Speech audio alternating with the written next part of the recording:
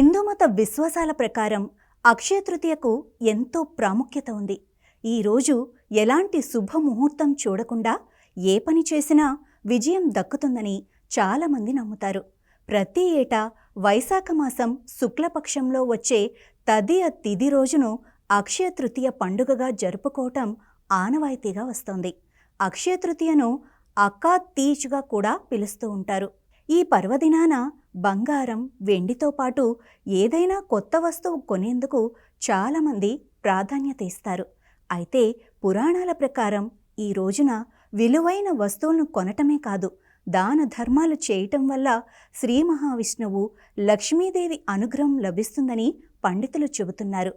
ఈ సందర్భంగా శుభ సమయం, పూజా విధానం గురించి పూర్తి వివరాలను ఈ వీడియోలో చూసేద్దాం. పంచాంగం ప్రకారం ఈ ఏడాది అక్షయ తృతీయ ఏప్రిల్ 19న ఆదివారం ఉదయం 10:49 ప్రారంభమై 20వ తేదీ అనగా సోమవారం ఉదయం 7:27 ముగుస్తుంది. ఈ సమయంలో చేసే ఏ పనైనా మంచి విజయం సాధించొచ్చని పండితులు చెబుతున్నారు. అక్షయం అంటే ఎప్పటికీ తరగనిది, ఎప్పటికీ క్షీణించనిది అని అర్థం. అందుకే ఈరోజు చేసే ఏ పనైనా అపజయం లేకుండా ఎప్పటికీ నిలిచిపోతుందని ప్రజల నమ్మకం. అయితే అక్షయ తృతీయకు అనేక పురాణ గాథలు కూడా ప్రచారంలో ఉన్నాయి. వేదవ్యాస మహర్షిని శ్రీ మహావిష్ణువు అవతారంగా భావిస్తారు.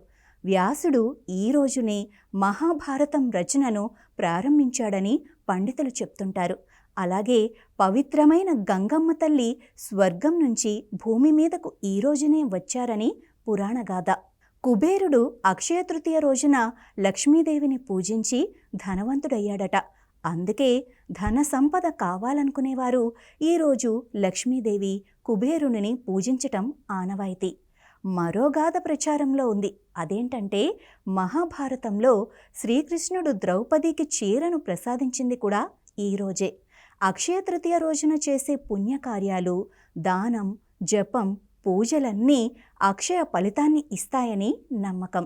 ఈ రోజంతా శుభదినమే కనుక ఎలాంటి ముహూర్తం చూసుకోవాల్సిన అవసరం లేదు. మరో పురాణగాథ ప్రకారం మహాభారత కాలంలో పాండవులు వనవాసానికి వెళ్లారు. అప్పుడు ద్రౌపదికి శ్రీకృష్ణుడు అక్షయ పాత్రను ఇచ్చాడు. ఈ అక్షయ పాత్ర ప్రత్యేకత ఏమిటంటే ఆ పాత్రలో ఎంతమందికైనా భోజనం తయారవుతుంది. ద్రౌపది ఆ రోజుకు భోజనం చేసే వరకు, అలాగే సూర్యాస్త సమయం వరకు ఆ పాత్రలో అన్నం వస్తూనే ఉండేది. ఈ అద్భుతం కూడా అక్షయ తృతీయ రోజున జరిగిందని ఓ నమ్మకం. అలానే ఓసారి తన స్నేహితుడైన శ్రీకృష్ణుణ్ణి చూసేందుకు సుదామ అనగా కుచేలుడు వచ్చారు. సుదామ చాలా పేదవాడు, తినేందుకు తిండి కూడా లేని పరిస్థితి. కానీ శ్రీకృష్ణుడు ఎంతో సంపన్నుడు. స్నేహితుడి దగ్గరకు వెళ్తూ ఖాళీ చేతులతో వెళ్ళకూడదని తలచి సుదామ భార్య కొన్ని అటుకులను మూటకట్టి పంపుతుంది. సుదాముడు తెచ్చిన అటుకులను శ్రీకృష్ణుడు ఎంతో ప్రేమతో స్వీకరిస్తాడు. అంతే, సుదామునికి అంతులేని ఐశ్వర్యం వస్తుంది. ఇదంతా అక్షయ తృతీయ రోజే జరిగిందని పండితులు చెప్తూ ఉంటారు. అందుకే ఈ పవిత్రమైన రోజున దానం చేయటం వల్ల శాశ్వత పుణ్యం లభిస్తుందని చెబుతారు. ఈ శుభ సమయంలో వివాహ కార్యక్రమం, నూతన గృహప్రవేశం, కొత్త వాహనం కొనటం, నిశ్చితార్థంతో పాటు ఎలాంటి శుభకార్యాలు ప్రారంభించినా ఖచ్చితంగా విజయవంతమవుతాయని పండితులు చెబుతారు. అక్షయ తృతీయ రోజున ఒకవైపు కొబ్బరికాయ, దక్షిణావర్తి శంఖం, శివలింగాన్ని కొనుగోలు చేసి ఇంటికి తీసుకురావటాన్ని శుభప్రదంగా పరిగణిస్తారు. అలాగే అక్షయ తృతీయ రోజునే సింహాచలంలో కొలువైన శ్రీ వరాహలక్ష్మీ నరసింహస్వామి వారికి చందనోత్సవం నిర్వహిస్తారు.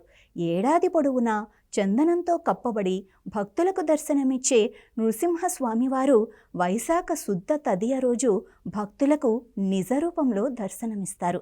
అనంతరం సూర్యాస్త సమయానికి మళ్లీ చందనం పూతను వేస్తూ ఉంటారు. దీనినే ఒలుపు ఉత్సవం అంటారు. కాగా సింహాచలం చందనోత్సవానికి కూడా ఓ పురాణగాథ ఉందని భక్తుల నమ్మకం. పూర్వం పురూర చక్రవర్తి తన ప్రియురాలైన ఊర్వశితో కలిసి పుష్పక విమానం మీద విహరిస్తూ గగన తలంలో ప్రయాణిస్తూ ఉంటారు. సింహాచల సమీపానికి రాగానే పుష్పక విమానం ఆగిపోతుంది. అకస్మాత్తుగా విమానం ఆగిపోవటానికి కారణం తెలుసుకోవాలని పురూరవుడు పుష్పక విమానం దిగి అన్వేషిస్తుంటే శ్రీ వరాహ రూపంలో ఉన్న నృసింహస్వామివారి విగ్రహం కనిపిస్తుంది. అనంతరం స్వామివారు ఆకాశవాణిగా తనకు పూజలు నిర్వహించమని చెప్తారు. స్వామివారి ఆదేశానుసారం పురూరవుడు స్వామివారిని ప్రతిష్ఠించి పూజలు నిర్వహిస్తాడు. స్వామివారి నేత్రజ్వాలలకు భక్తులకు చందనపూత జరిపించాడు. పురూరవుడు ప్రారంభించిన ఆ సాంప్రదాయమే నేటికి కొనసాగుతోంది. స్వామివారు పురూర చక్రవర్తికి కనిపించిన రోజు వైశాఖ శుద్ధ తదియ అనగా అక్షయ తృతీయ. అందుకే ఈ అక్షయ తృతీయ నాడు చందనోత్సవం చేసి భక్తులకు స్వామివారి నిజరూప దర్శనం చేసుకునే అవకాశం కల్పిస్తూ ఉంటారు. మిగిలిన రోజుల్లో స్వామివారిని చందనంతో కప్పి ఉంచుతారు. ఇక అక్షయ తృతీయ రోజు పాటించాల్సిన నియమాలేంటంటే, అక్షయ తృతీయ రోజున తెల్లవారుజామునే నిద్ర లేవాలి. పుణ్యస్నానం చేసిన తర్వాత పసుపు రంగు వస్త్రాలను ధరించటం వల్ల శుభ ఫలితాలొస్తాయని చాలామంది నమ్ముతారు. పూజ చేసే చోట ఒక వస్త్రం ఏర్పాటు చేసి అనంతరం మహావిష్ణువు విగ్రహం లేదా ఫోటోను ప్రతిష్ఠించి మంచినీటితో శుద్ధి చేయాలి.